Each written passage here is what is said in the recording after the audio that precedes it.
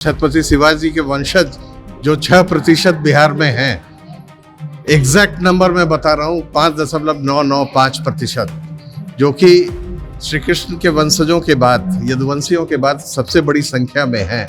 वो लोग इकट्ठे हुए हैं कि हम लोग इकट्ठे होकर के छत्रपति शिवाजी के विचारों को, उनके सत्ता गवर्नेंस के मॉडल को जन जन तक पहुंचाने का प्रयास करें। छत्रपति शिवाजी के वंशज सिर्फ राष्ट्र को देखते हैं, क्योंकि वो राष्ट्र निर्माता पौराणिक काल में राजा भरत हुए, जिनको हम राष्ट्र निर्माता कहते हैं। आधुनिक भारत के राष्ट्र निर्माता छत्रपति शिवाजी थे। तो हमारी सोच बड़ी होनी चाहिए और उसी उद्देश्य से हम लोग इकट्ठा हुए हैं। ये छत्रपति शिवाजी की एक गगनचुंबी प्रतिमा मरीन ड्राइव पर लगनी चाहिए और हम कृत संकल्प हैं कि 1 साल के अंदर ये लगा कर रहेंगे।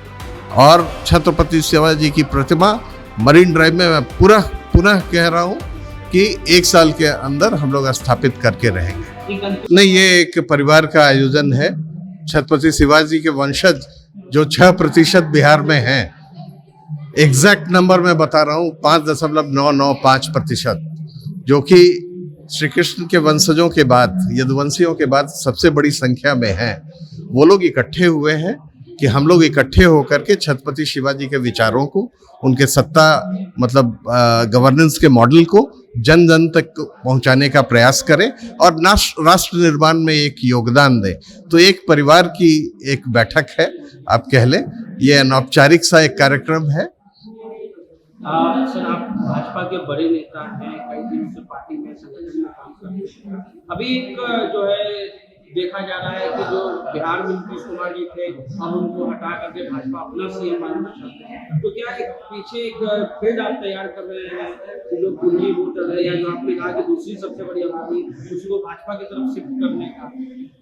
देखिए, छत्रपति शिवाजी के वंशज सिर्फ राष्ट्र को देखते हैं, क्योंकि वो राष्ट्र निर्माता पौराणिक काल में राजा भरत हुए, जिनको हम राष्ट्र निर्माता कहते हैं। आधुनिक भारत के राष्ट्र निर्माता छत्रपति शिवाजी थे। तो हमारी सोच बड़ी होनी चाहिए और उसी उद्देश्य से हम लोग इकट्ठा हुए हैं। हम सबको देखें, हर वर्ग को देखें, हर जाति के लोगों को देखें, जो दबे कुचले हैं उनको देखें। यही प्रयास है हम लोगों का और उसके लिए पहले खुद को संगठित करना बहुत जरूरी है। ये भ्रांति है लोगों में कि हम कितने हैं, उस भ्रांति को दूर करना बहुत आवश्यक है। हम 6% हैं और ये डॉक्यूमेंटेड है। जो इतिहासकार H.H. रिजली हुए या मिस्टर डेंजल, जो इतिहास उन्होंने पंजाब का लिखा या बंगाल का लिखा रिजली साहब ने, उसमें उन्होंने बहुत ही फ्लिम्जी तरीके से, सांकेतिक रूप से एक हल्का सा जिक्र किया कि पहले कैसे सब लोग एक थे।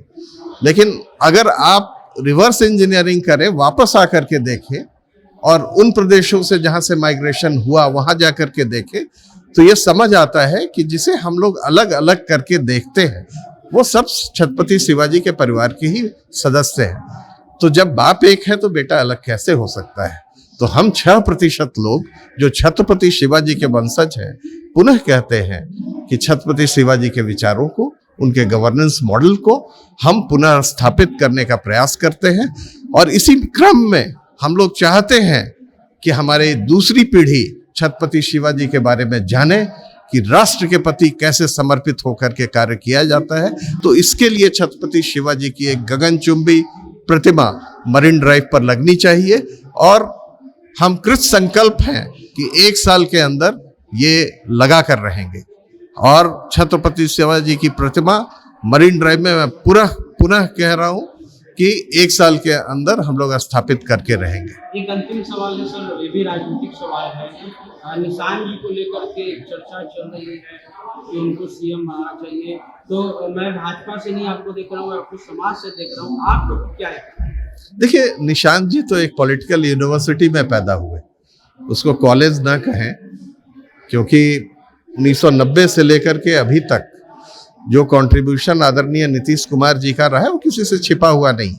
तो वो पग पग अपने पिताजी के साथ रहे और उन्होंने इन चीज़ों को स्वतः ही देखा है, सीखा है। तो ये कहना कि निशांत जी को अगर कोई जिम्मेदारी दी जाएगी तो उसका सफलतापूर्वक निर्वहन करेंगे, तो इसमें कोई अतिशयोक्ति नहीं।